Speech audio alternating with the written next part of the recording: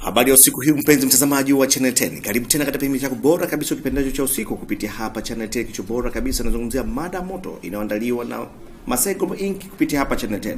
Mimi naitwa Albert Kilani the King na kualika katika kipindi kipendacho leo hii tukiwa tuna mada moja kama hivyo kawaida. Tunakutana hapa nikiwa na wageni wangu ambao wanakwenda kushindana kwa hoja ama kuelezea kitu ambacho kinakuwa muhimu kwa wewe mpenzi mtazamaji.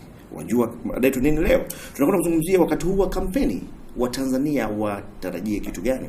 Ikumbuke kwamba kampeni zimeshazinduliwa na mambo yanaendelea kutolewa huku na kule kuhakikisha kwamba kila chama kinajinadi ili kupata kura kutoka kwa wapiga kura ambao ni wa Tanzania.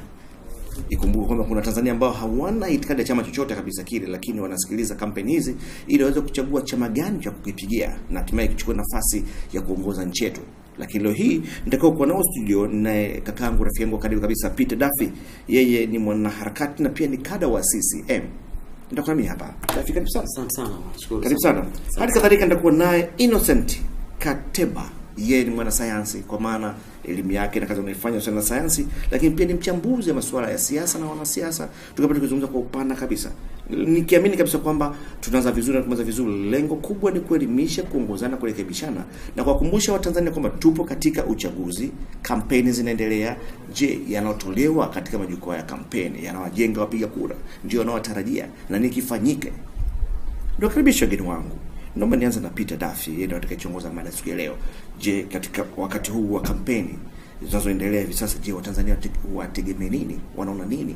Duffy, karibu. Asante sana bwana Albert. Karibu. Nashukuru sana. Niseme asante kwa kuniita studio. Lakini pia niwashukuru Tanzania wote kwa maana ya kwamba wamechukua muda wao wa kukaa kwenye TV zao na kututizama leo tunazungumza nini. Nimefurahi, mada imekuwa nzuri na wakati wenyewe ni mzuri zaidi. Kimsingi kwa mtizamo wangu, Watanzania watarajie nini kwa kipindi hichi cha kampeni? Mimi ninavyoona, kwanza kabisa kuna vitu viwili ambavyo vinaweza vikawa ni vizuri au vibaya kwa Watanzania. Kwanza nianze kuzungumzia uzuri ambao wataupata ndani ya kampeni hizi. Watapata mambo mazuri kwa maana ya kampeni nzuri kwa waliojiandaa kufanya kampeni nzuri. Nasema hivyo kwa maana ya kwamba kuna walioandaa kutaka kuwaambia wanataka kufanya nini wakati wakipewa dhamana ya kuiongoza serikali, lakini wamejipanga vipi na wanafikiri watafanya nini kwa miaka yao mitano ijayo, na kwa uzuri upi na kwa ubora upi. Lakini kuna ambao watatumia loophole hiyo kuyazungumza mazuri kwa mabaya ndani ya kampeni hizi. Lakini tunazungumzia haya kwa pande tena mbili, kwa maana ya kwamba kuna watakaozungumza ndani ya siasa ambao wanasimama majukwaani watayazungumza mazuri, na kuna ambao hawako kwenye majukwaa sasa watatumia nafasi hii ya siasa za kampeni kuyafanya mabaya na mabovu katika nchi. Katika haya lazima Watanzania wayatizame kwa namna zote, kwa maana ya kwamba kipindi hiki kitakuja kwa sehemu zote mbili. Wapo ambao wamejipanga kuleta vurugu, wapo ambao wamejipanga kuleta uzuri, wapo ambao wamejipanga kusema sera nzuri, wapo waliojipanga kusema sera mbovu. Hii yote ni kwa sababu tu wanataka waingie labda madarakani au watake kufanya vitu fulani ndani ya nchi yetu. Sasa kimsingi na kwa afya nzuri kwa Watanzania, wanapaswa watumie muda huu kuwasikiliza na kutoa maamuzi yaliyo sahihi kwa maana ya kwamba itakapofika tarehe 25 mtu awe tayari ameshajua anataka kwenda kumpigia kura nani. Na usipowasikiliza kwa kipindi hiki, basi utafeli katika zoezi hilo. Kwa kimsingi nizungumze kwa kuanzia tu kwamba lazima yatatokea mambo mawili, baya na zuri. Kwa maana hiyo lazima Watanzania tujipange kwa hoja, lazima Watanzania tujipange kwa kuuliza maswali kwenye majukwaa ya siasa, lazima tujipange zaidi kwa ajili ya kutaka kujua na kudadavua nani anafikiri anaweza kaa nafaa, lakini tuwe ni watu wa kufanya research kwa kila kauli ambazo zinatolewa kwa wagombea kwa kipindi hiki, ambayo itatusaidia sana. Kwa bahati mbaya kwa kipindi kirefu au kwa asilimia kubwa ya Watanzania wamekuwa sio watu wa kutaka kufuatilia na kujua kweli. Kitu ambacho sasa nikitizama kwa picha ndefu na mapana na jicho la tatu, tunaona inatuathiri sana Watanzania, kwa maana ya kwamba inafikia pointi mtu aliyoyasikia atayabeba kama yalivyo na ataenda kuyaamulia maamuzi ambayo yatakuwa sio sahihi kwa maisha yake, kwa kizazi chake na kwa taifa kwa ujumla. Kimsingi lazima tuyatafakari yanayosemwa, lazima tuchukue muda mzuri wa kutaka kujua huyu kasema nini, huyu amesema ukweli, lakini katika kampeni kuna kuaga na ile kuzungumza, kila mmoja anazungumza wazo lake, anaizungumzia ilani yake, anazungumzia yeye anawaza nini, atafanya nini kwa Tanzania. Sasa ili uweze kuwa na huru na uweze kuwa na maamuzi sahihi tarehe 21, ni lazima watu hao wasikilize, lazima watu hao uone sasa huyu anachokisema kitakuwa ni kweli kinaishi, na uweze kuyafahamu hayo pasipo kufuatilia na kufanya research wewe mwenyewe. Usisikie tu eti Dafi kasema na unamwamini Dafi eti waga anasemaga ukweli. Basi yasikilize, yafanyie research. Lakini kikubwa ambacho ni cha muhimu sana ni kuwa watulivu, kwa sababu kipindi hiki nimesema yatakuja mengi na mambo ya ajabu na mazuri yatakuwa yamechanganyikana. Lakini naamini na nasari sana kuhakikisha uchaguzi huu na kipindi hichi cha chaguzi kiende salama, na kiwe ni chaguzi ambazo ama kampeni ambazo zitakuwa ni mfano kwa nchi za Afrika, kwa maana kwamba tumeshuhudia nchi zetu nyingi za Kiafrika zimeingia kwenye matatizo makubwa ya kampeni. Kwa kimsingi natamani kuona chaguzi kwa kipindi hichi cha kampeni kinaenda salama, na tunaenda kuishi katika kampeni ambazo zitakuwa ni kampeni bora, ambazo zitakuwa zimesimama kwa kuzungumza na kusema kabisa yale mazuri na kunadi sera zetu, kwa maana kwamba hicho ndicho ambacho Watanzania wanataka kukisikia kwenye masikio yao. Tofauti na hapo tutakuwa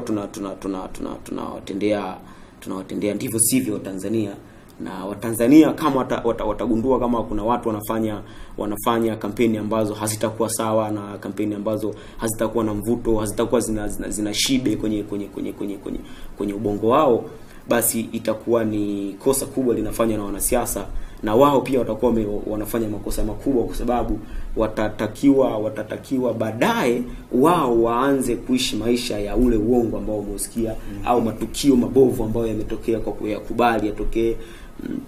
Kwa kimsingi lazima kile ambacho tunalishwa na wanasiasa kiwe ni chakula ambacho kinaenda kuishi kwenye ubongo wetu, na kinakuja kuwa ndani ya maisha ambayo sisi tunaishi, kwa maana kwamba kitaenda kutekelezeka. Kinachotolewa na wanasiasa lazima kiwe kina maisha ya wale ambao wanasikiliza. Anaitwa Peter Dafi. Huyu ni mwanaharakati lakini pia ni kada wa Chama cha Mapinduzi CCM. Innocent, karibu. Swali ni lile wakati huu wa kampeni wa Tanzania wategemea nini? Karibu. Asante sana ndugu mtangazaji. Kwanza nashukuru kwa kuniita hapa kuweza kujadili mada hii ambayo ipo mbele yetu. Mimi kwanza, kabla sijajikita hasa Watanzania watarajie nini kutoka katika kampeni hizi za uchaguzi ambazo zinaendelea, ningependa kwanza kuelezea Watanzania hawa ambao wanasikiliza sasa kampeni na wanaendelea kusikiliza kampeni ni watu wa namna gani. Umeona miaka 5 iliyopita wamejiandaa vipi na kipindi hichi cha uchaguzi, si ndio? Watu wanavyoenda kupiga kula tarehe 25 Oktoba, watapiga kula si kwa sababu tu ya kampeni ambazo zinafanywa katika kipindi hichi cha uchaguzi.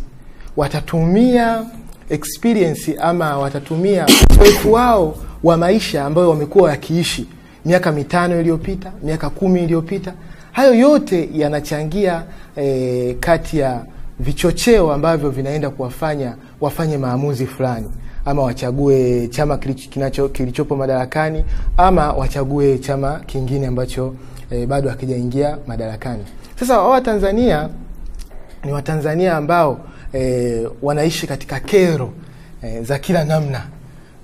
Kero za kila namna. Kuna kero za maji, kuna kero za umeme, kuna kero za afya, kuna kero katika sekta ya elimu, tena kero ambazo ni za kawaida kabisa, ambazo walitarajia labda katika kipindi cha miaka 5 iliyopita basi serikali ambayo ipo hadi sasa ingeweza kuwa imetatua kero hizo.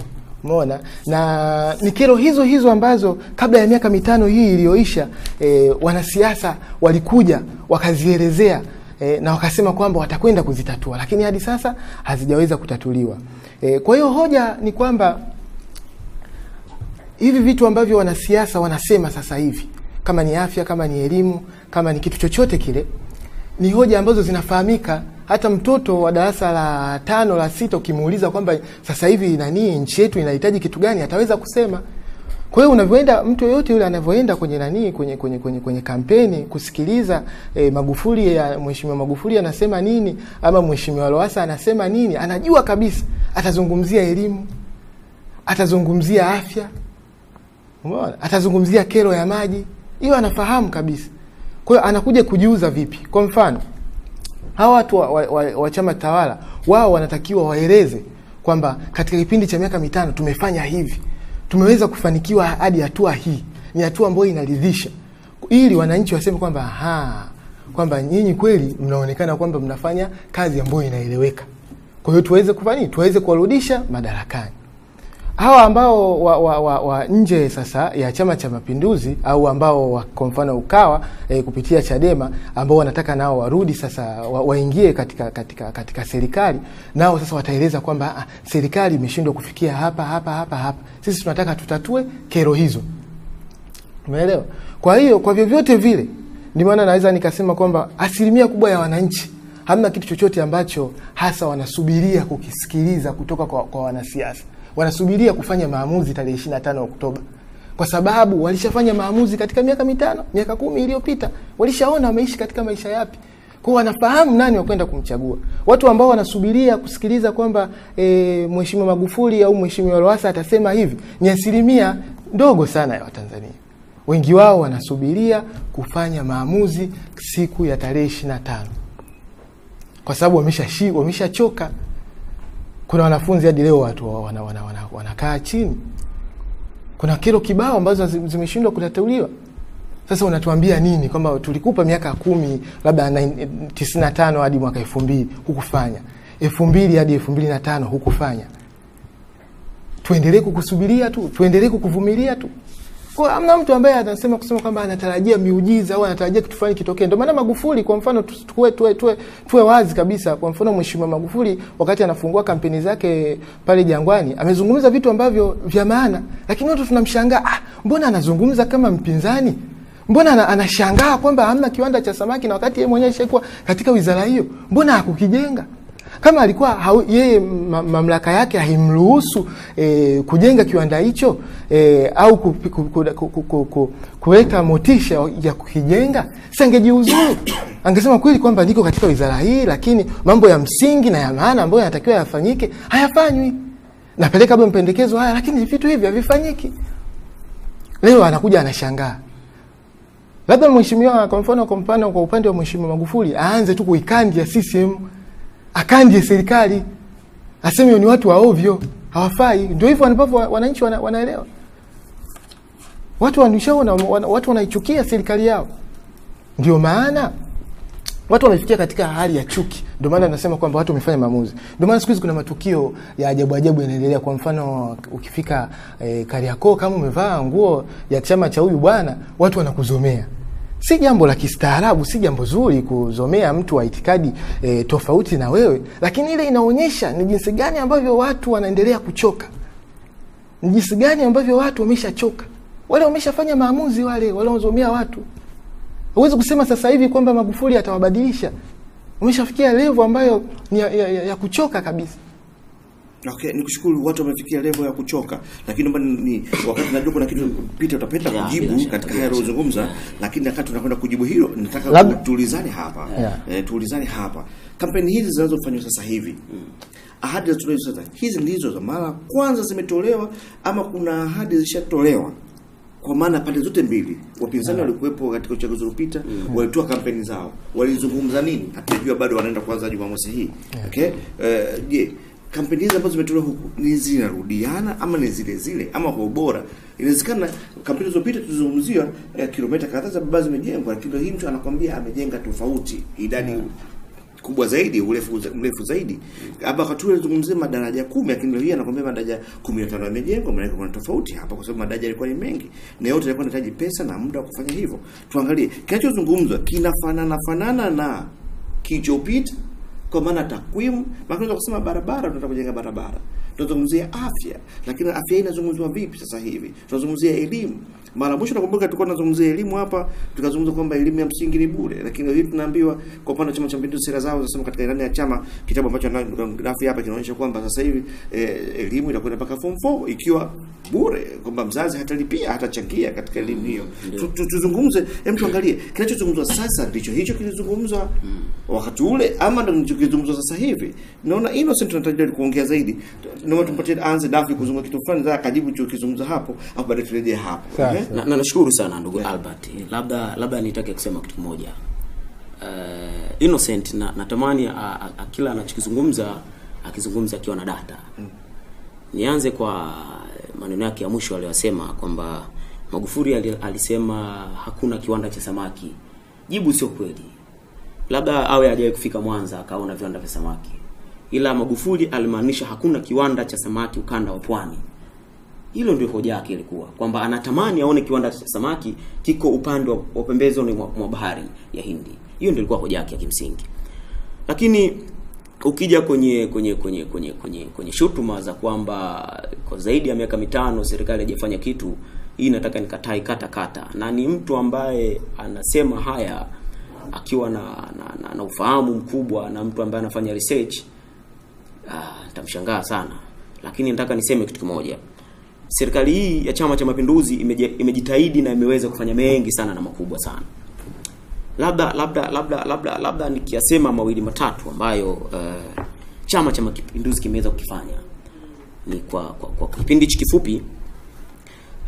Ukuaji wa pato la taifa kwa kipindi cha miaka 5 iliyopita umekuwa ni wastani umekuwa kwa 7%. Kwa kipindi cha miaka 5 iliyopita 7%. Lakini ukusanyaji wa mapato ya ndani umeongezeka kwa wastani wa shilingi bilioni 390 kwa mwezi kutoka mwaka 2010. Utaona jinsi ambavyo serikali ya Chama cha Mapinduzi imejitahidi kufikia. Lakini imeweza kufikia wastani wa shilingi bilioni 850 kwa mwezi kwa mwaka 2014 mpaka 2015.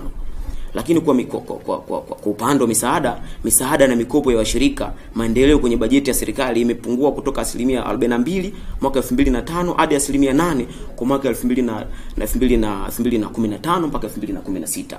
Hivi ni vitu ambavyo vimefanywa na Chama cha Mapinduzi, na ni mtu pekee ambaye anaweza kuzungumza na kuyaona haya kama anataka kufanya research na kuzishika document na kuzisoma. Lakini pia mapato ya kodi yameongezeka kutoka shilingi trilioni 5.74 mwaka 2010 mpaka 2011. Lakini na kufikia shilingi trilioni 7.42 mwaka 2014 mpaka 2015. Sasa mtu anapokuwa anasimama anasema Tanzania hakuna kitu kilichofanyika kupitia Chama cha Mapinduzi, unaweza kumshangaa. Lakini mfuko wa bei umeendelea kubadilika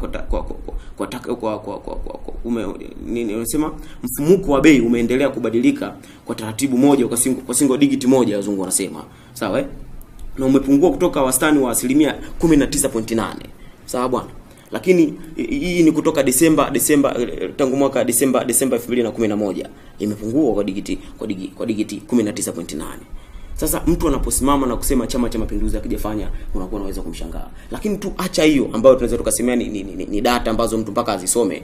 Lakini kuna vitu ambavyo vinaonekana. Watu wanaishi Dar es Salaam hapa, wanaona jinsi ambavyo watu wanaishi maisha ambayo yamekuwa. Tunaona magorofa yanapanda juu, manake kuna mzunguko wa pesa huko nchini kwetu. Tunaona barabara zimejengwa, manake kuna mzunguko wa pesa huko nchini kwetu, lakini chama kinafanya kazi na serikali inafanya kazi kupitia Chama cha Mapinduzi. Lakini pia tunaona viwanda vinakuja. Tunaona migodi inafunguliwa. Sasa hivi tunaona uchumi wa gesi umeingia. Tunaona vitu vingi vinaendelea. Sasa ni mtu ambaye anaweza kawa ni mpungufu wa ufahamu au mtu asiyeelewa ambaye anaweza akadiriki kusimama na kusema Chama cha Mapinduzi hakijafanya kazi ndani ya miaka 5. Lakini pia tuweze kutizama kwa hali ya kawaida. Tunapokuwa tunazungumzia maendeleo huwa tunaanza kuya category maendeleo kwa namna tofauti. Na ndio maana tunaanzia maendeleo ya kwanza huwa yanaanzia maendeleo ya mtu binafsi. Kwamba ile ni personal development. Sasa ukianza kutizama personal development kwa asilimia kwa maisha ya Watanzania, utagundua kama asilimia kubwa ya Watanzania sasa wanaishi katika maisha ambayo ni maisha bora kwa Watanzania. Kwa maana kwamba ukitembea mtaani, ukitembea vijijini, utaona kuna umeme, utaona kuna watu wanaishi maisha ambayo ni sawa sawa, tofauti kabisa na nchi zingine ambazo unaweza kutembea ukakuta kuna watu wanateseka, chakula wanakikosa. Unaweza kutoa mfano nchizo? Of course, naweza nikakwambia usiende mbali. Ndani ya East Africa hapa. Kuna nchi ambazo ukienda utakuta kuna nchi watu wanateseka na chakula wanakikosa. Tumeenda Burundi, tena mfano huu napenda niuseme kabisa. Watu wanasimama hapa wanasema Burundi ni nchi ambayo ni nchi ndogo imetupita, lakini angalia mapato yao ni nchi nzuri na nini. Ukiangalia ukweli wa Burundi, Kwanza Burundi ni nchi ndogo. Huwezi kulinganisha na nchi ya Tanzania kwa jinsi kwa geographical jinsi ilivyo. Lakini pia mapato ambayo yanaweza kupatikana ndani ya nchi ile, lakini tu licha ya mapato ya TRA ya VAT ambayo yanapatikana katika nchi hiyo, ukitizama kwenye upande wa nchi mashirika, kuna nchi zinazo kwamba rais ametoka nje ya nchi akaenda kaomba msaada. Kwa mfano nikupe mfano mdogo. Labda rais amepata msaada kutoka Umoja Mataifa, sawa, labda kapata kiwango fulani cha pesa, labda trilioni 5, inaingia kwenye square ya nchi kama ya Burundi. Kwa udogo wake ukilinganisha na mkoa wa Tabora, kwa udogo wa ile nchi, unategemea mafanikio yatakuwaje ndani ya nchi? Manake kiwango cha pesa kinakuwa ni kikubwa, na eneo ambalo linatakiwa hiyo pesa hiyo itumike ni dogo. Kwa hali ya kawaida tunaweza kutizama kwa staili hiyo. Lakini ukiangalia jiografia ya nchi yetu ni kubwa sana. Nchi pana sana. Inahitaji vitu vingi, inahitaji uwe na pesa za kutosha ili uweze kurani nchi yetu. Lakini tulicha hivyo, Watanzania tumekuwa ni watu wa kusema uongo sana. Kwa maana ya kwamba leo hii ndugu yangu hapa naweza nikampa jukumu la kitaifa alitumikie nchi yetu. Lakini yeye huyu ndiye anakuwa mtu wa kwanza kusema uongo, anakuwa mtu wa kwanza kwenda kupotoka yale tulomwambia ayafanye. Mfano mdogo tu. Tunaweza tukaona watu leo hii wanalalamika sana kwamba nchi yetu Chama cha Mapinduzi kinapeleka pabaya na kadhalika. Ukitizama serikali inajitahidi kutaka kufanya vitu kwenye nchi yetu, kwa maana labda nikupe mfano mdogo wa barabara. Barabara zinaenda kujengwa, mkandarasi anapewa contract, anaanza kujenga, anaenda site. Akishafika site, anatoa kazi kwa watu ambao wanatakiwa kuzifanya kazi hizo. Watanzania hawa wanaopewa kazi wazifanye, kwamba huyu atapewa jukumu la yeye abebe simenti apeleke kwenye sehemu fulani ambayo inatakiwa iwe simenti 50. Yeye huyo mfanyakazi ndiye atakayekuwa mtu wa kwanza kuiba simenti 20, aende akamuuzie raia fulani wa Jamhuri ya Muungano wa Tanzania ambaye anaishi mtaa wa pili tu, ambaye naye anataka ajenge kinyumba chake. Na kesho kutwa barabara hii itakuwa imejengwa, itaisha, itakamilika, baada ya miezi 3 itabomoka.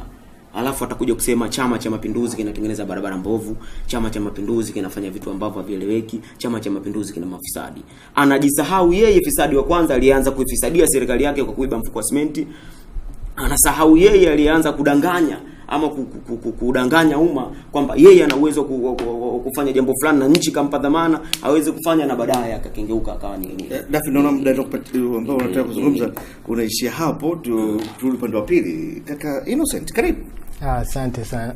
Kwanza niweze kuclarify swala la kiwanda cha samaki. Ni kweli kama huyu bwana alivyosema kwamba ni katika kanda ya pwani hii. Sawa, lakini hiyo haiondoi hoja kwamba kwa nini hakikuepo. Na wakati bahari hapa tunaiona tupo tuna pati kubwa ya bahari ya Hindi. Umeona? Kwa hiyo sijui kwamba alikuwa anataka kutetea kitu gani. Hapo sijampata. Lakini hasa vile pia nadhani ameendelea kuonyesha kabisa kwamba kumbe kuna matatizo makubwa.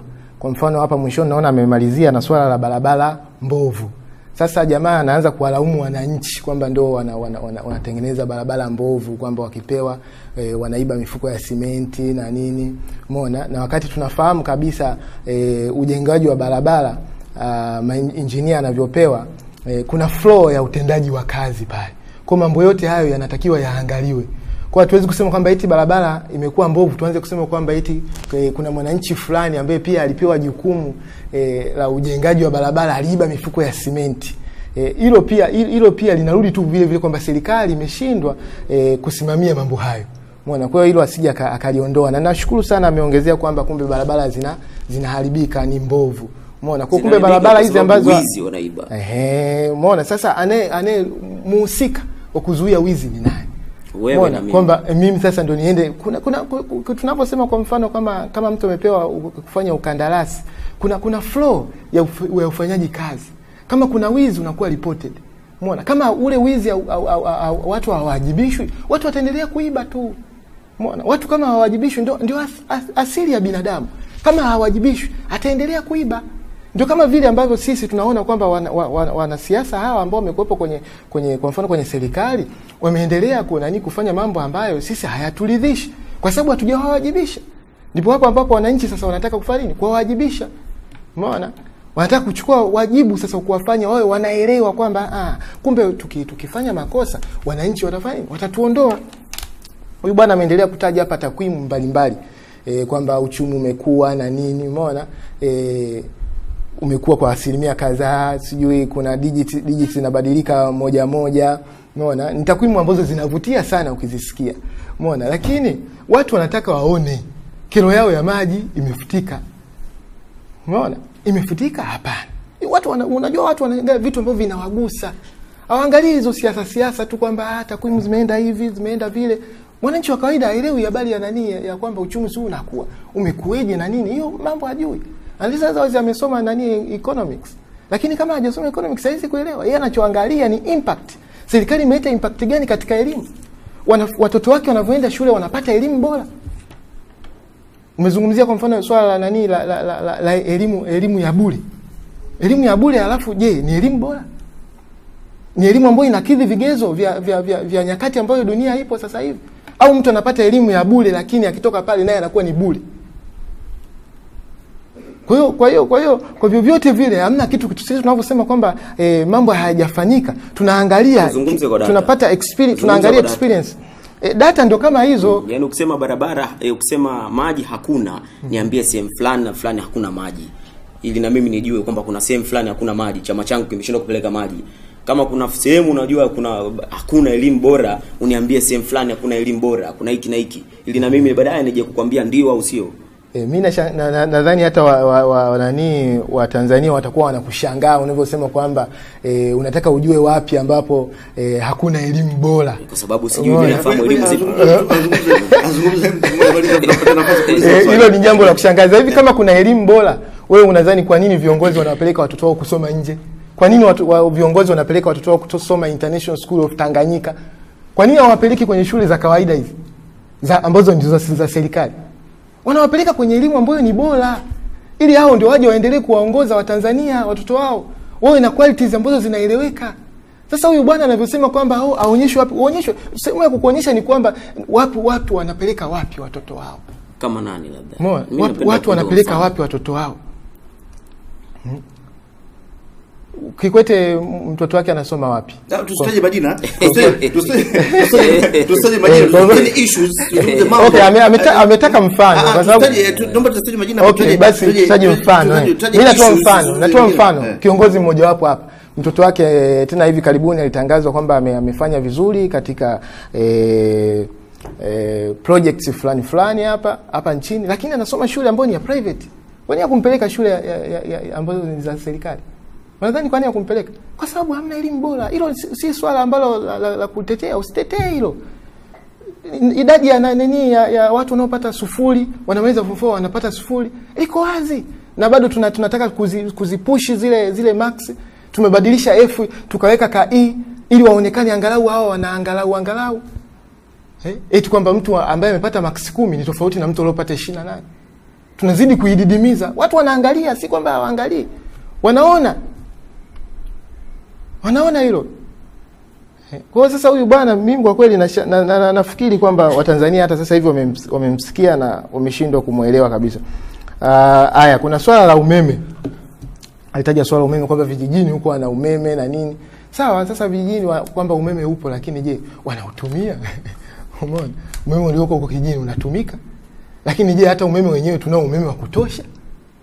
Tulishaambiwa hapa kwamba swala la mgao wa umeme litakuwa historia. Lakini sasa hivi kuna mgao ambao unaendelea wa kimya. Mimi kwangu tu napokaa Kimara, jana siku nzima kuanzia asubuhi hadi jioni haukuepo, juzi kuanzia asubuhi hadi jioni haukuepo. Na jana jioni nikasikiliza habari kwamba maji yamepungua. Lakini je, waliosema kwamba watalimaliza ili tatizo wamelimaliza? Yalikuwa ni maneno tupu. Je, lazima tutegemee tu maji? Vyanzo vingine havipo. Huyu bwana pia amezungumza habari ya viwanda kwamba kuna viwanda vinajengwa sasa hivi, kuna gesi. Inatufaidisha vipi sisi?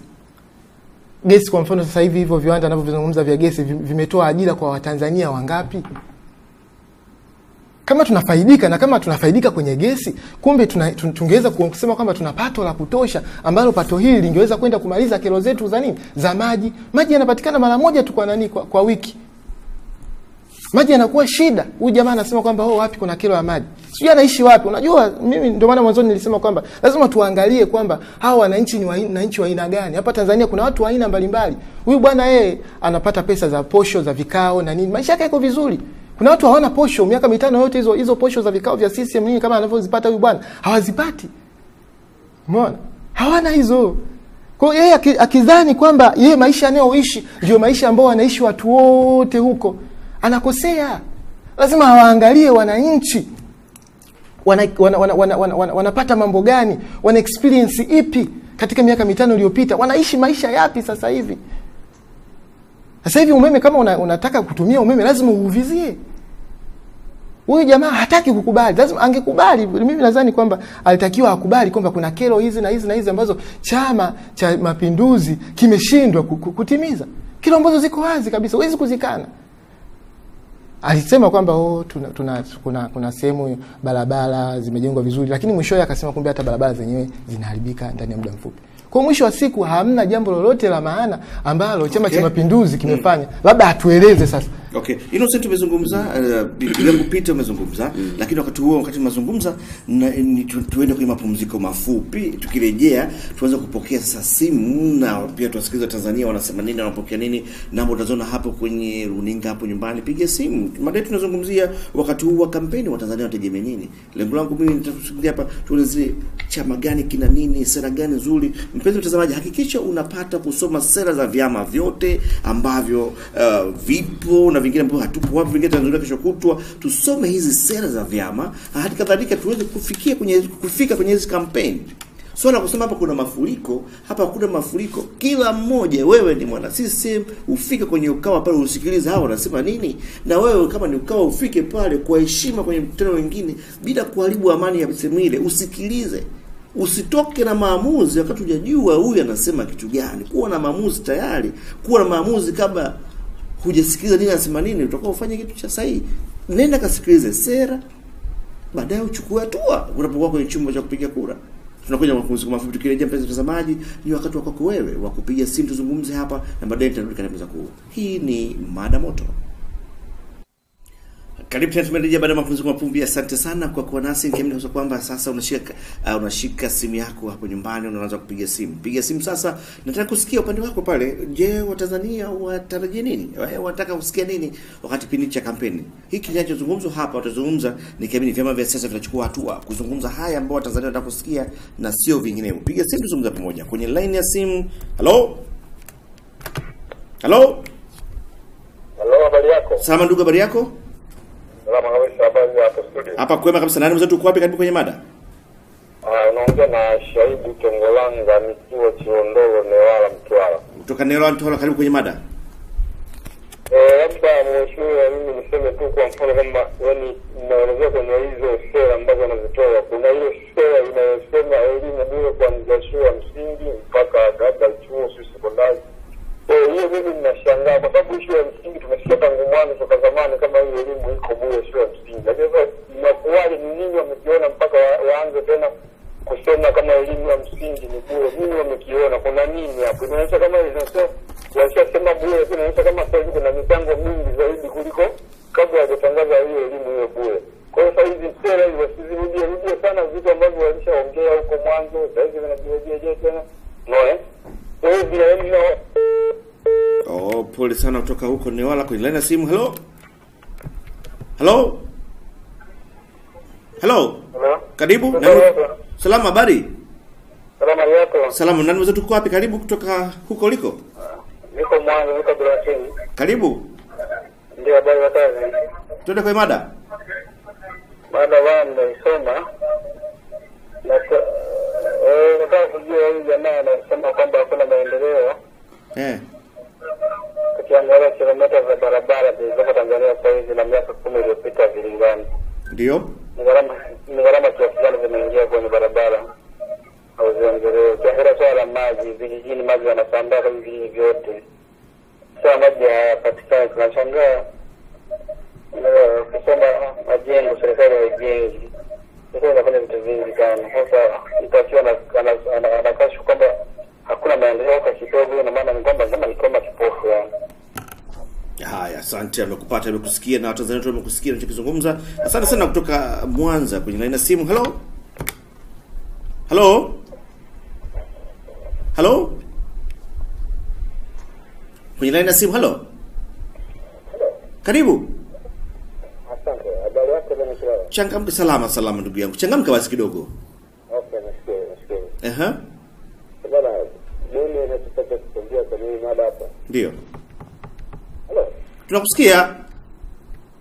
Okay, nataka kuongea kwa nini mada hapa? Ndio. Nilisema wao watu ndio karibisha kusikia. Ndio. Wakawa wakapunguza mfumuko, wakapunguza jazba. Alafu nijema wakazungumza kweli, wakazungumza kwa mapenzi ya kisiasa. Nimekuwa namfuatilia huyu bwana kada ya CCM, na nimekuwa namfuatilia huyu bwana ambaye nimesema ni mwanasayansi wa siasa. Lakini ninachokiona hapa, wanakuwa kama wanakutana sana hawa bwana. Ukweli ni kwamba sisi wa Tanzania tutarajie siasa ambazo hazina maneno ya kashfa, hazina matusi. Tutarajie vitu ambavyo zitatusaidia na tutazame, tusikilize hoja za kila upande kwa maana ya kuchambua, ili tujue tunahitaji kusikiliza kitu gani kwa maana ambacho tutatusaidia katika miaka mitano ijayo. Tumewasikiliza watu wengi ambao walikuja na ilani zao katika miaka mitano iliyopita, tumewasikiliza, na sasa ni wakati mwingine tunaona tunakuja baadhi ya vitu vile ambavyo walizozungumza. Kwa hiyo wakati wetu sisi kama Watanzania tutafakari, kuangalia tukipinda huku mchoro, lakini tusiingilie sana na miamko ya msukumo ya watu wa vyama. Umeleka, wamekusikia, watakuja kuzungumza baada ya zoezi hili kukamilika. Piga simu tafadhali kwenye line ya simu. Hello? Hello? Hello? Hello? Hello? Karibu, nani mwenzetu, uko wapi? Niko Morogoro. Tuka Morogoro, karibu. Asante. Mimi hello. Tunakusikiliza sote hapa. Karibu. Asante. Nataka nimuulize tu huyo bwana anayesema kwamba Tanzania Chama cha Mapinduzi kimeshindwa kufanya chochote. Ndio. Lakini je, tangu yeye ameielewa nchi ya Tanzania na mpaka sasa tulipo, ndio hajaona hatua ambazo zimeonekana, na mpaka anasema kabisa sasa imeshindwa, hamna huduma zilizotokea, wakati tunaona kweli huduma zinaonekana kwa wazi. Barabara hata kama inabadilika, inaharibika, lakini bado hatua inaonekana. Huduma za jamii zinaonekana, shule zinaonekana. Leo unapokataa kabisa kwamba sasa hao wameshindwa, mbona mimi nashindwa kumuelewa? Naomba atufahamishe vizuri hicho chama kimeshindwaje? Maana leo hata uchumi wa mtu mmoja unaonekana. Unakuta mtu mmoja na magari 4, 5, na swala la kumpeleka mtoto shule anayohitaji ni la mtu mwenyewe na uwezo wa mtu mwenyewe. Lakini si swala la kusema kwamba sasa serikali iliyoko madarakani imeshindwa. Lakini ninafikiri kwamba serikali iliyoko madarakani imeshaona hayo mapungufu, ndio maana bado wanaendelea kuomba ridhaa kwa wananchi ili hayo mapungufu yaliyobakia wayamalizie. Na hata hayo mapungufu ndani ya maisha yetu huwa yapo, lakini huwezi kusema sasa nimeshindwa kabisa maisha. Naomba huyo bwana anayesema hicho chama kimeshindwa atueleze kimeshindwaje, wakati hata ninapotazama na yeye mwenyewe hali iliyokuwa nayo ni kama ni malezi ya chama, malezi ya serikali iliyokuwepo. Ndio maana amefika mahali, amesoma hapa, amekuwa na uwezo wa kufahamu. Sasa anaposema kwamba serikali imeshindwa, mimi nashindwa kumuelewa. Lazima atoe ufafanuzi wa kutosha. Si swala tu la kubishana, lakini kweli tunaona unapozungumza habari ya gesi wakati hatujaanza kuitumia sasa, halafu unasema tutanufaikaje? Sipaka uone watu wameanza kuitumia, halafu ukasema hiki kimepatikana, hakijafanyika hiki na hiki. Leo tuna magari ya mwendo kasi Dar es Salaam yanakwenda. Leo kuna viwanja vya ndege vinapanuliwa. Hivi sio kazi ya Chama cha Mapinduzi, sio kazi ya serikali ya Chama cha Mapinduzi. Haya, asante. Lazima Watanzania tufike mahali tuone. Tusifike tu mahali tunasema kwamba hakuna kazi iliyofanyika, hakuna kazi iliyofanyika. Jamani, tunasema mchawi na haki yake mpeni. Asante sana ndugu. Asante sana, umezungumza, tunakusikia. Kwa simu. Hello. Hello. Hello.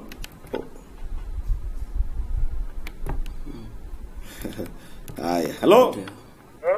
Karibu. Asante, habari ya sasa. Salama kabisa, habari ya kwako? Salama sana. Karibu kwenye mada. Bwana, mimi nilikuwa naona huyu bwana anayezungumzia habari za viwanda Morogoro. Ndio. Uko wapi wewe? Nipo Morogoro. Karibu. Nilikuwa nasema hivi, kuhusu anazungumzia habari za viwanda pa Morogoro. Morogoro bwana, kuna viwanda vingi hapa na viwanda vyenyewe wote havifanyi kazi.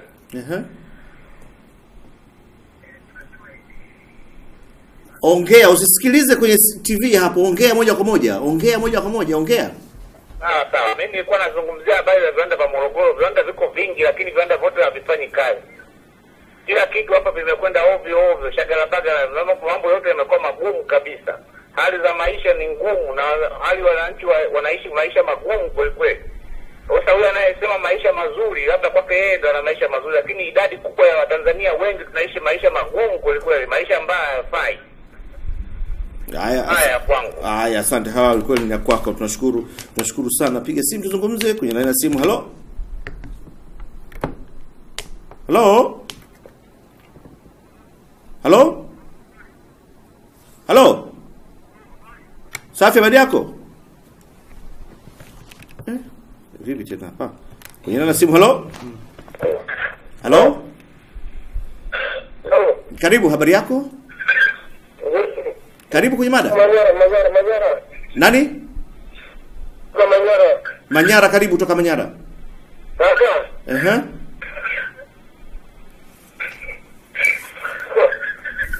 Wewe mtu wa Manyara, line yako sio nzuri sana. Kwenye line ya simu. Hello.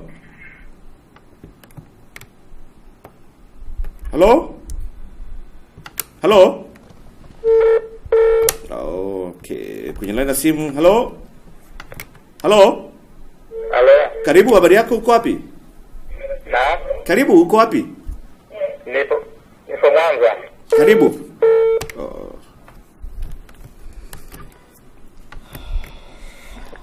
Kwenye la simu. Hello. Karibu. Hai tuzache. Okay, nadhani simu za kutosha kusikiliza na tupate mtazamo. Kuna maswali mengi yamekwenda kwako Innocent. Nadhani umeyasikia maswali. Hebu tujaribu kufafanua hapa katika kuzungumza. Karibu. Okay. Labda ningeanza na wale wadau wamesema kwamba kuna barabara ambazo zimefika hadi huko vijijini.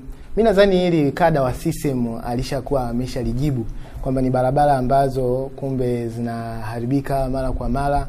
Na hata huyo mpiga simu pia alizungumza hata kama zitaharibika zitatengenezwa. Sasa kama tunatengeneza kitu ambacho baada ya muda mfupi tu kinaharibika, maana yake hiyo ni hasara. Maana yake hatuendi mbele. Kama kila siku tutakuwa tunarudia kufanya ukarabati, ni hasara. Na wakati kama nilivyosema mimi mwanasayansi, inaeleweka kabisa kwamba barabara ambayo utaijenga katika viwango fulani itakaa muda fulani bila kufanywa hata maintenance yoyote. Liko wazi, vitu hivyo vinafanywa kabisa, ni mahesabu hayo. Sasa leo vikienda shagalabagala, baada ya muda mfupi tunabadilisha, ni hasara. Sasa faida iko wapi hapa? Kwa tunavyosema kwamba hamna kilichofikiwa, tunazungumza katika mantiki hizo. Haya, hiyo ni swala la barabara.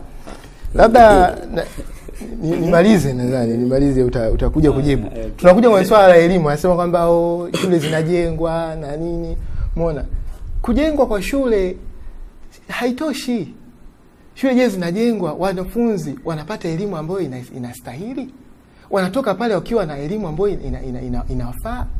Wanaweza kuendeleza maisha yao ya kila siku. Lakini ndio hivyo, mwaka juzi nadhani tulikuwa tuna asilimia kubwa sana ya failures, walikuwa zaidi ya 90%. Sasa kama shule zimejengwa nyingi lakini watu hawaelewi, maana yake nini? Tumefanikiwa hapo? Mtu anayesema kwamba tumefanikiwa hapo anakuwa ana matatizo, kwa vyovyote vile ana matatizo. Kama kweli tumejenga shule, lakini baada ya miaka 4 tumewapeleka watu wakasome, ila baada ya miaka 4 wako vile vile, ni mafanikio hayo? Hayo sio mafanikio. Ila ni siasa tu za kutaka kuonyesha watu tuna shule kadhaa kwenye kata hii tumefikisha shule 3, kwenye kata ile tumefikisha 4. Lakini je, shule hizi zinawafaidisha? Hayo ndio majibu yangu kwa watu ambao wanasema kwamba kwamba wao mambo ni mazuri tu.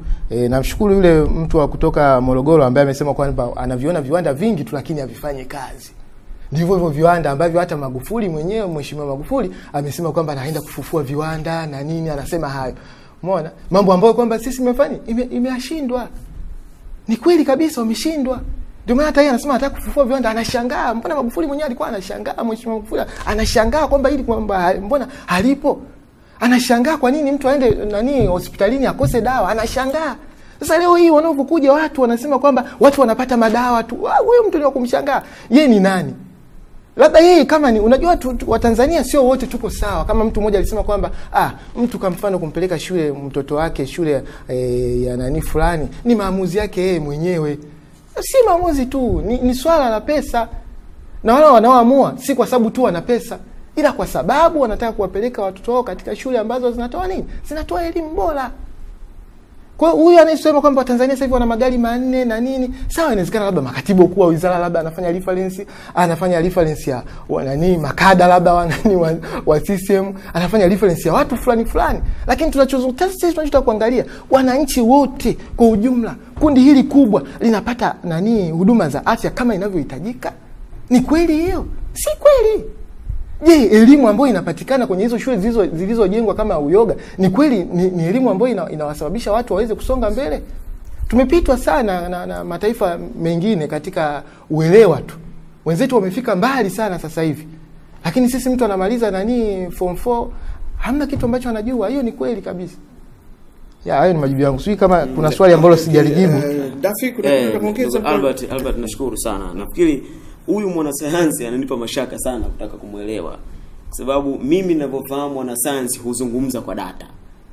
Sasa mwanasayansi huyu anataka kuzungumza kisiasa, na nilitarajia mwanasayansi huyu angekuwa anakuja na data. Bwana kuna hiki, barabara wamefeli hivi, sijui na nini, shule hivi. Ningefurahi sana. Lakini katika kujibu tu hoja za Watanzania, sipendi kuwa muongo na sipendi kusema kwamba nachukizwa na tabia za uongo wa vijana wenzangu kama mimi wanapojaribu kutaka kuendelea kuwadanganya wenzao, hasa vijana ambao wanakuwa wameenda shule alafu anatumia shule yake kusema uongo. Narudia tena kusema, maisha ya binadamu huwa yanakuwa maisha sahihi kwa yeye jinsi ambavyo anaamua ataki kuwa. Lakini maisha haya huwa yanaboreshwa kwa serikali yake ambavyo serikali inakuwa mipango gani. Sasa tukija kwenye swala elimu ambalo anataka kulishikia sana bango, kwamba kuna wanaosoma nje, kuna wanaosoma shule za international, kuna wanaosoma vipi. Kuna mtu amejaribu kusema hapa, alipiga simu. Amesema kuna watu wanaweza wakapeleka watoto wao katika shule ambazo ni za private kwa sababu ya mfuko wake. Na hiyo ndivyo ilivyo, dunia nzima iko hivyo. Na ndio maana hata kuna kipindi fulani Michael Jackson alishawahi kusema kwamba nimetafakari, nimeona Marekani hakuna shule ambayo inaweza kumpeleka mwanangu kusoma. Ni kwa sababu ya kipato cha pesa zake alizokuwa nazo, na shule ambazo aliangalia ziko pale Marekani, hakuna shule ambayo inaweza kufaa kumsomesha mwanae. Sasa kimsingi mambo haya yapo dunia yote. Kuna international schools na kuna shule za serikali. Lakini ukija kwenye swala la wanafunzi kufaulu katika shule zetu za serikali zina mtaala wake. Mtaala huu wa shule zote tunazitumia hizo. Lakini cha ajabu utakuta kuna mwanafunzi fulani katika shule hiyo moja amepata 1 na kuna mwingine kapata 0.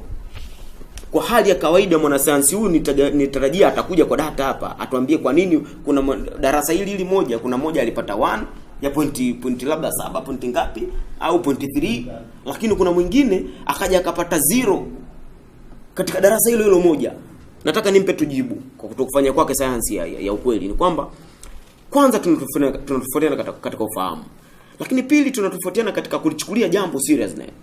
Yaani kwamba mimi naweza nikaenda shule nataka kuattend tu darasa, nimalize madarasa yaende, tumalize form 4, tumalize form 6. Lakini tunatofautiana katika kufuatilia mambo. Na ndio maana kuna mwanafunzi atatoka shuleni, akitoka shuleni ataenda kufanya tuition, hata asiyekuwa na tuition ataenda kutaka nyumbani kwao, atasoma prepo mwenyewe anajisomesha.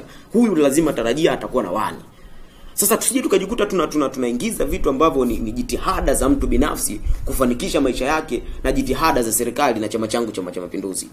Lazima mambo haya tutofautishe. Na ndio maana mwanzoni nilitoa mfano kwamba kunafikia pointi wa Tanzania tunajihujumu wenyewe. Tunakuwa wanafiki wa maisha yetu, tunakuwa wanafiki wa mafanikio yetu.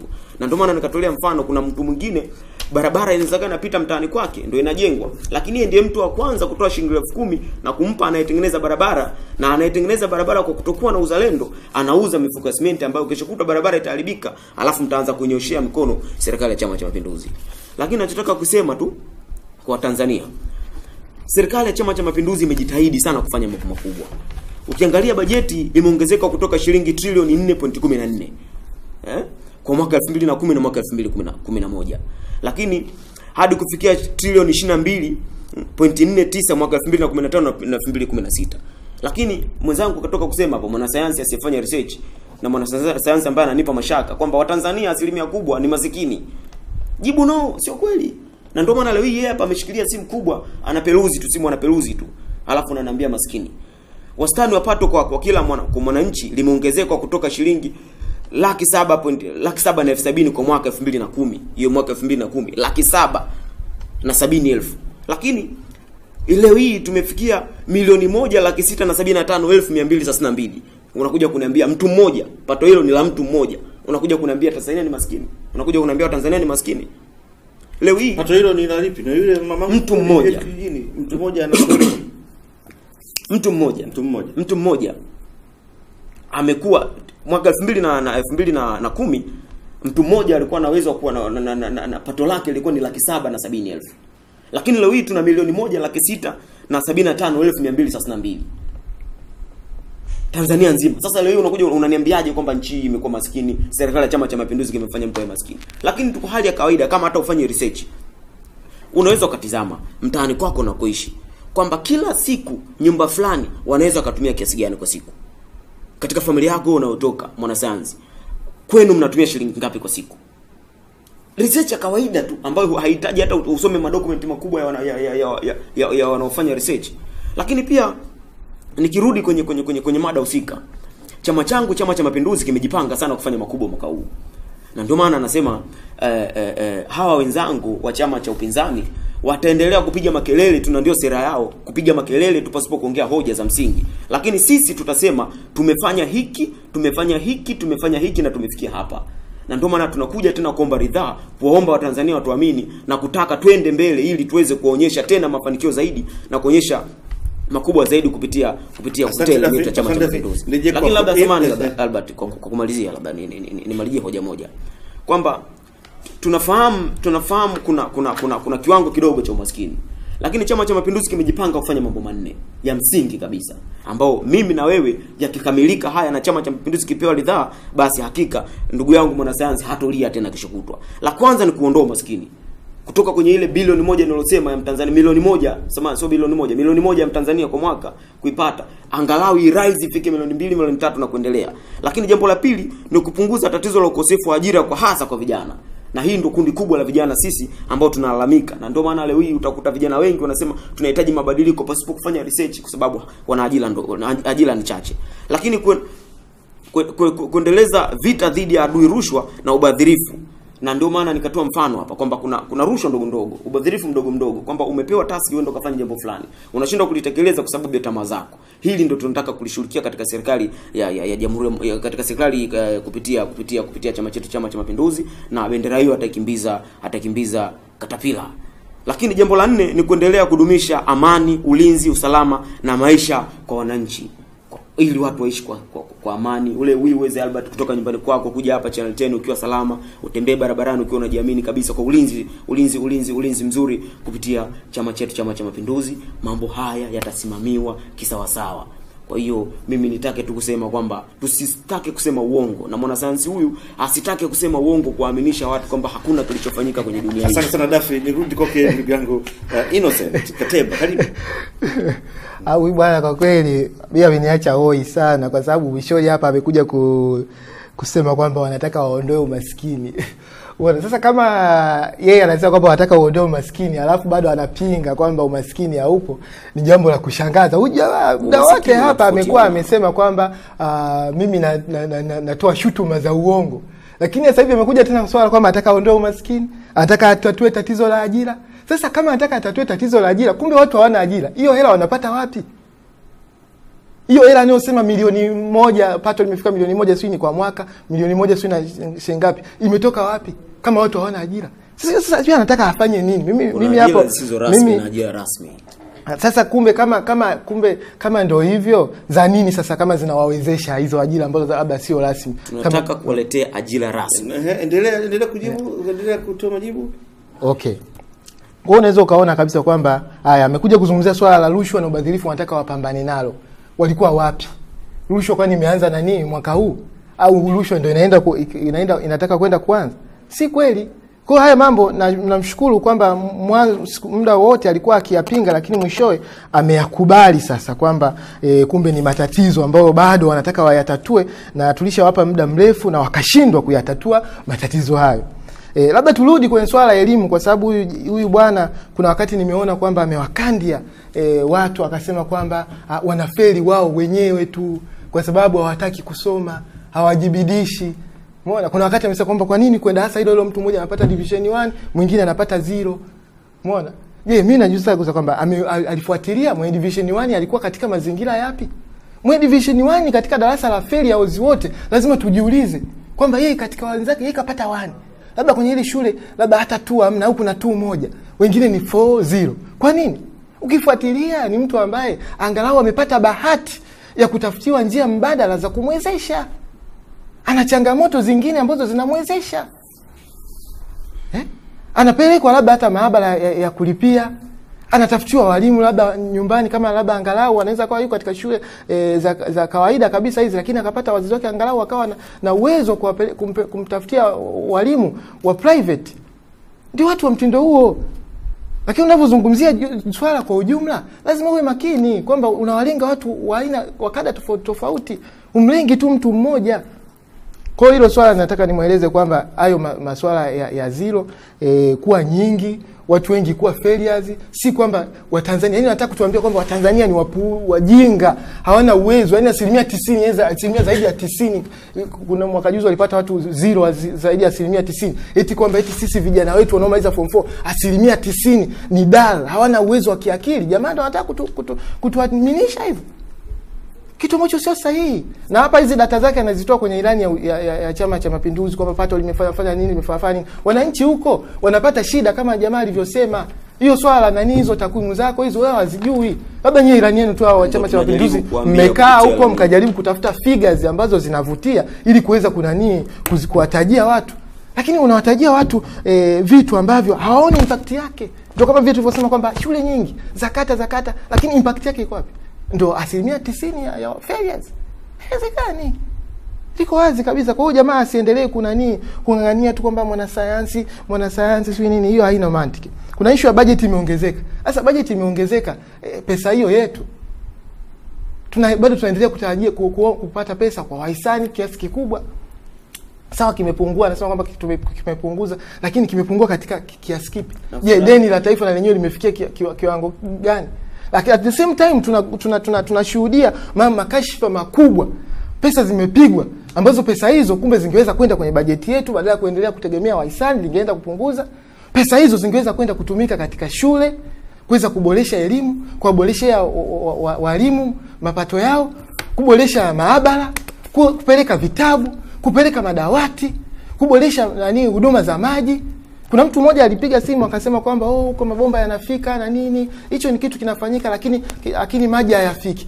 Mabomba yapo hapo, maji hayafiki. Sasa hiyo maana yake nini? Maana yake serikali imethubutu. Imethubutu afu maji hamna. Maji hayaji. Inathubutu nini sasa? Ndio inarudi pale kwamba ni danganya toto tu kwamba haya tuna shule nyingi lakini hamna kitu chochote. Mabomba si hayo yana maji. Barabara si tumejenga. Siku 3 inaharibika, inazidi kufanya nini? Kuongeza gharama. Maana mwisho wa siku nini? Ni hasara. iko wazi kabisa, lakini nachangaa na wadanganya hapa wa Tanzania. Lakini uzuri mwishoni ameshasema kwamba wanataka waondoe maskini, wanataka watatue tatizo la ajira, wanataka watatue tatizo la rushwa na ubadhirifu ambalo ni kubwa, wanataka kuendelea kulinda amani na ulinzi wa nchi yetu. Hilo nimemshukuru sana, ambalo Watanzania wanajua kwamba 2010 waliwaambia hivyo, 2005 walisema hivyo, 2000 walisema hivyo, 95 walisema hivyo, lakini hawajakidhi. Umeona, na hamna mwelekeo wote ambao wanaonekana wanaenda nao. Umeona, kwa hiyo Watanzania watafanya maamuzi ambayo yako wazi kabisa. Asante Innocent, ndio umezungumza, Peter amezungumza, pia watazamaji mmefanya vivyo hivyo, mpiga simu. Lakini bado niko na meza yangu kuu na simu bado zingali nyingi zinahitaji kuwa sema kipindi, lakini muda kwa rafiki tena. Tumebakia za dakika 5. Naomba nirudi kwako Kangu Dafu, napata dakika 2 uzungumze na baadaye nitampatia dakika 2 tena Innocent kama kumalizia, na baadaye nitachukua dakika 1 kushukuru ninyi kufika hapa na baadaye kushukuru pia watazamaji. Mpenzi mtazamaji, kumbuka kipindi ya One tunachozungumza hivi sasa ni kipindi chetu ni mada moto, na tunachozungumza hapa ni wakati huu wa kampeni. Je, Watanzania watatarajia nini? Je, hichi tunachozungumza hapa ndicho mnachopata huko kwenye majukwaa ya kampeni? Lakini inawezekana upate, kwa sababu uende kusikiliza kampeni. Ni wajibu wako wewe mpenzi mtazamaji ambaye ni mpiga kura. Uwezo kwenda kupiga kura kama hujasikiliza kampeni, ujue chama gani kinarudi kitu gani. Fanya hivyo kila kampeni ufike usikilize anachozungumza na upime, na baadaye una haki yako ya msingi kufanya hivyo. Dafi, karibu. Nashukuru sana ndugu Albert. Kwanza nianze kusema Watanzania watayasikia mengi sana kama ambayo yanazungumzwa sasa hivi ya uongo na unafiki mwingi. Lakini nitaki kuhakikishia tu kwamba kila mtu ana akili zake timamu na anafahamu nini anafanya kwenye dunia hii. Tizama Chama cha Mapinduzi kimefanya nini miaka yote iliyopita. Tizama serikali imefanya nini kupitia Chama cha Mapinduzi. Tizama mtaani kwako unaona nini. Tizama ukitoka nyumbani mpaka unafika unakotaka kwenda kwenye harakati zako unakutana na nini barabarani. Naamini Chama cha Mapinduzi kimeyafanya mengi na kimeweza kufanya mengi na kinataka kifanye mengi. Lawama ambazo zinatokea leo ni lawama ambazo ni za kawaida duniani kote. Kila kitu kinapokuwa kinafanyika kwenye serikali zote duniani huwa kinafanya kwa awamu.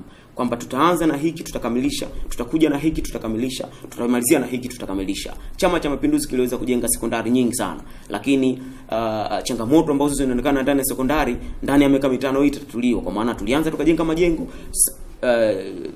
Rais Kikwete juzi ameamuru tutengeneze maabara zimekamilika. Sasa vifaa vitafuatia baada ya awamu inayofuatia. Nataka niwahakikishie tu kwamba jambo moja, Chama cha Mapinduzi kimejipanga kutaka kuleta mabadiliko ya wananchi. Kwa maana ya ilani ya Chama cha Mapinduzi imekamilika, imeandikwa, iko vizuri. Naomba muitafute ilani ya Chama cha Mapinduzi, muisome. Lakini pia utakaposikia majukwaa ya wanasiasa hasa wa Chama cha Mapinduzi, jitokeze usikilize sera zao. Na mwisho wa siku wewe kama Mtanzania mwenye akili zako timamu, changanua, fanya research, tafuta kile ambacho kinaweza kikakusaidia kwenye maisha yako. Usiufuate mkumbo, kwa maana mwaka huu kuna maigizo, na kwa sababu kuna watu wengine walisoma sanaa za maigizo na leo hii wanatuigizia. Naomba uwe makini, usiwe ni mtu ambaye unaweza ukabadilika kwa kufuata mkumbo, kwa kusikia fulani kafanya hivi na wewe ufanye hivyo. Fanya research ili uwe Mtanzania mwenye akili timamu na uweze kukichagua Chama cha Mapinduzi tutapofika tarehe 25. Okay, mpenzi mtazamaji, unaambiwa ufanye utafiti wa kutosha ili baadaye uchukue maamuzi kwa kile ambacho umekisikia kimezungumzwa kwenye jukwaa. Nani Innocent? Karibu. Okay, nashukuru. Nadhani hili ni hitimisho. Ndio. Nadhani wale watazamaji ambao walikuwa wakifuatilia wameona tangu mwanzo tulikuwa tukipingana katika hoja zipi na hadi hapa mwishoni. Mwenzangu yeye alikuwa anasema kwamba mimi nadanganya hapa kwamba hamna umaskini, na watu wana maisha mazuri, maisha bora kwa kila Mtanzania amepatikana. Lakini mwishoni akaja akasema kwamba wenyewe Chama cha Mapinduzi wanatarajia kuondoa umaskini, ajira, rushwa na ubadhirifu wa kila namna. Kwa hiyo hii inaonyesha picha wazi kabisa kwamba kumbe huyu mwenzangu tangu mwanzo alikuwa ni mtu ambaye anajua kabisa kwamba kuna tatizo la umaskini, tatizo la ajira na tatizo la rushwa. Hivyo basi nawaomba Watanzania waweze kufanya maamuzi sahihi. Kwa sababu tumefikia hatua tumejua kwamba haya matatizo ya umaskini na rushwa bado yapo, na matatizo ya ajira bado yapo. Kwa waangalie sasa mkweli ni yupi sasa ambaye ataenda kwenda kuwatatulia haya matatizo yao. Je, ni hawa ambao wanasema kwamba hayapo then yapo na wameshindwa kuyatatua, au watu wengine ambao wanaomba nafasi hiyo? Nashukuru sana. Asante sana mpenzi mtazamaji, tumefikia mwisho kabisa wa kipindi hiki. Nishukuru wewe kwa sehemu ya kipindi hiki katika dakika wageni wangu. Nikushukuru sana Peter Duffy kwa na mimi jioni leo. Pia Innocent nikushukuru sana kwa na mimi siku leo. Nikiamini kabisa unafuatilia, inawezekana mwanasiasa. Nito wito sasa kwa wanasiasa, vyama vya siasa. Nazungumzia hapa kwa chama kama ACT, sijaona kufika katika mada moto na kipindi hiki kwa ajili yako wewe na vyama vingine ambavyo haviko ndani ya Ukawa. Nimekuwa nikitapa watu wa CCM na wengine kutoka mmoja hapo kutoka Ukawa, lakini sijisikia vyama ambao viko nje ya Ukawa. Tafadhali tuwasiliane kupitia muandaji wa kipindi hiki na mtangazaji wa kipindi hiki ili upate nafasi kufika hapa tuzungumze, tunene pamoja, tuambie watazamaji wetu, tuzungumzie wanachama wetu wa Tanzania juu ya sera za chama chetu, ili siku ikifika usije ukasema kupata nafasi. Mimi naitwa Albert Kilala the King. Tukikutana asubuhi nikinakuwa na Dr. Mwaka hapa tukizungumzia masuala ya kansa, kwa upana wake ni kitu gani, sababu na tiba zake kitu gani. Fanya hivyo basi, tukutane asubuhi hapa saa 12:30 tuzungumze ndani. Usiku mwema. Asante sana.